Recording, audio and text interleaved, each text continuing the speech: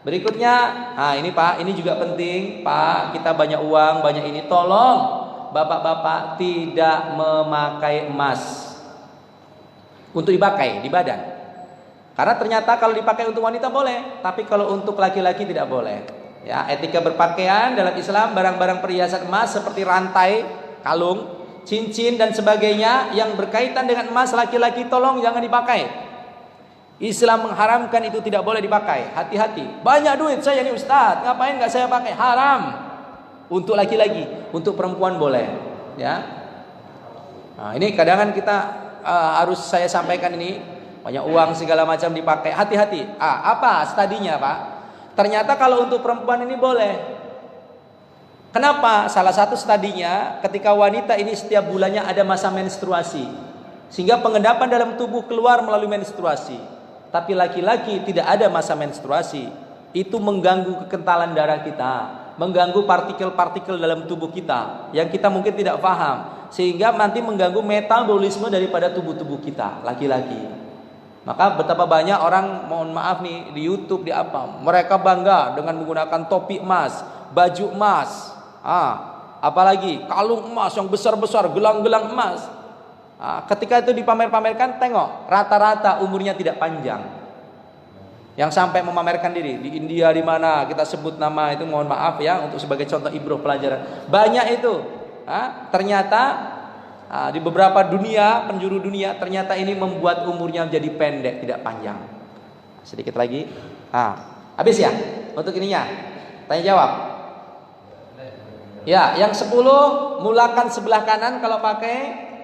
Yang ke-11, selepas beli pakaian jangan lupa berdoa bersyukur kepada Allah. 12, jangan lupa berdoa. Ini prinsip kita memakai pakaian. Boleh saya buka forum tanya jawab supaya kita tambah ilmu kita, supaya kita ini tambah wawasan kita, dipersilakan.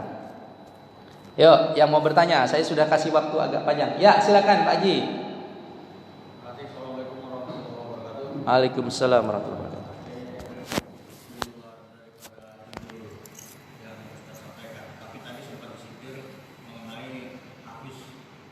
Ya.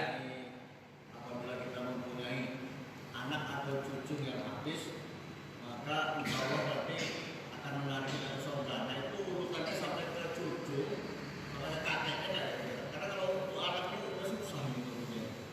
Menjadi habis udah susah lah. Apalagi tambah sekarang HP ini, waduh. Nah kalau cucu, kira-kira kakeknya masih ke bawah nggak gitu? Ini berharap juga ya Pak Haji ya. Ya. Waalaikumsalam warahmatullahi wabarakatuh. Pertanyaannya bagus tentang habis Quran tadi Tat. Bagaimana nih runutannya? Kalau sekarang saya ini Ustaz, anak saya ini berapa anak Pak Haji? Banyak. Anak saya ini walaupun banyak, kayaknya kalau kita berharap sekarang ini indikasinya kemungkinan kuat nggak bakalan habis Quran kayaknya gitu ya. Jadi kayaknya mentok di anak kayaknya nggak bisa lagi deh. Karena anak sudah pada tua, sudah gedenya juga sama. Jangankan habis Quran begitu ya. Baca Quran aja masih peleot-peleot, pelekentang-pelekentung kemana-mana. Kayaknya harapannya kecil deh Ustadz begitu ya. Ya kalau emang boleh berdoa kepada Allah, tidak ada yang tahu Pak. Doakan anaknya yang terbaik. Ya Allah berikan aku keturunan ya Allah, khususnya anakku ya Allah yang hafiz Quran.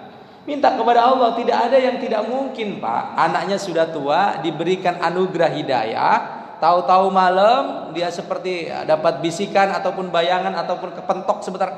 Aduh kayaknya saya pengen ngapal Quran deh. Gak ada yang tahu Pak. Ngapal Quran ini kalau Allah kasih anugerah, orang pun berbeda-beda. Ada yang puluhan tahun hafal Quran, ada yang 5 tahun, ada yang 3 tahun, ada yang 2 tahun, ada yang setahun, ada yang hitungan bulan Pak.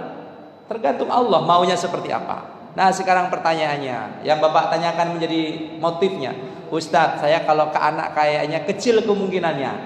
Bagaimana dengan cucung? Gitu ya Pak Haji? Kalau cucung kayaknya ada. Karena masih punya anak-anak kecil, cucung-cucung kecil. Atau kecicit bisakah? Jawabannya bisa Pak Haji.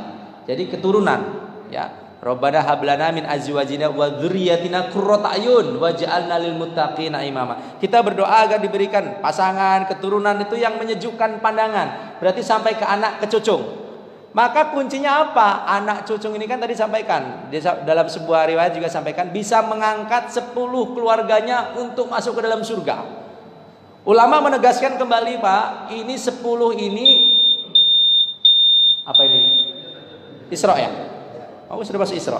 10 ini yang sudah wajib masuk neraka, Pak.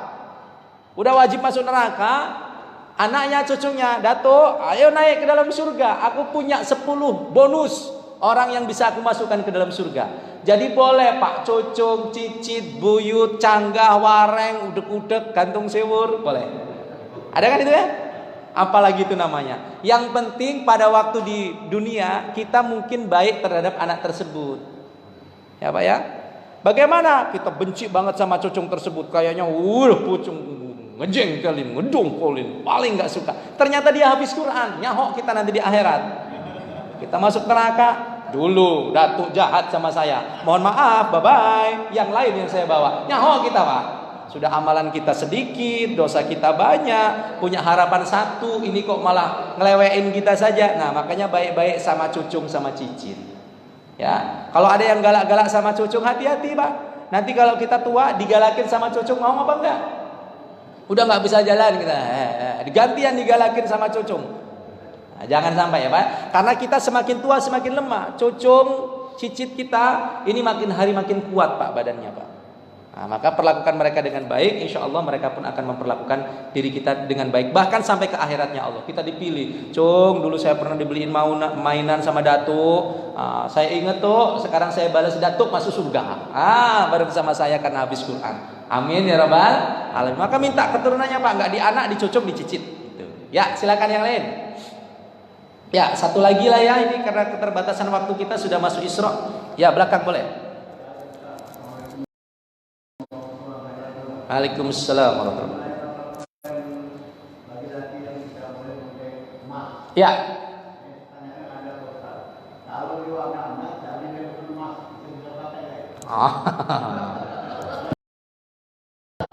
Ya.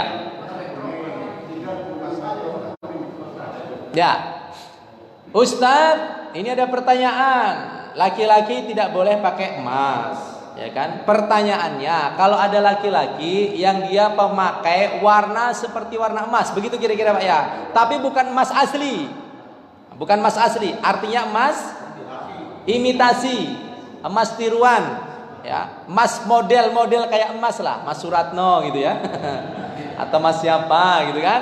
Nah, model-model begitu, ya. Hakikatnya dilihat dulu niatnya. Kita harus bisa melihat niat. Kalau kita memakai pakaian tersebut seakan-akan kita seperti memakai emas supaya orang salut, kagum melihat kita, diluruskan lagi niatnya. Karena pertama kali yang akan ini kan niat, innamal a'malu binniyat, ya. Sekarang pertanyaan Ustaz, sebenarnya itu bukan emas yang asli, bolehkah saya pakai? Boleh-boleh saja, tidak masalah. Ya, hanya warna saja, namanya cuma mungkin dipilok atau dicat atau yang model-model warna seperti itu ya. Nah, tidak masalah. Yang penting hatinya. Nah, ini sudah bukan emas, ngakunya emas, hatinya sombong lagi. Nah, parah pula.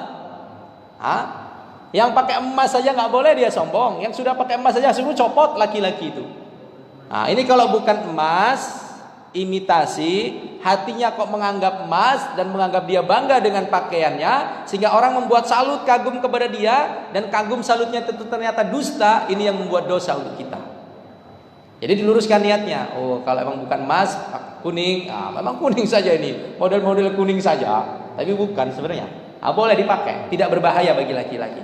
Tapi kalau emas, yuk kita sama-sama beriktibar, janganlah kita pakai. Kasihlah ke istri kita saja. Kasihlah ke anak perempuan kita saja. Sedekahkanlah ke masjid kalau berlebihan, begitu. Ya. Nah, jadi kita tidak terbebanin sehingga tidak menjadi mudorot untuk kita kaum laki-laki. Demikian Pak ya. Nah, mudah-mudahan jadi asbab kebaikan untuk kita semuanya. Diluruskan niatnya, disempurnakan amalan kita.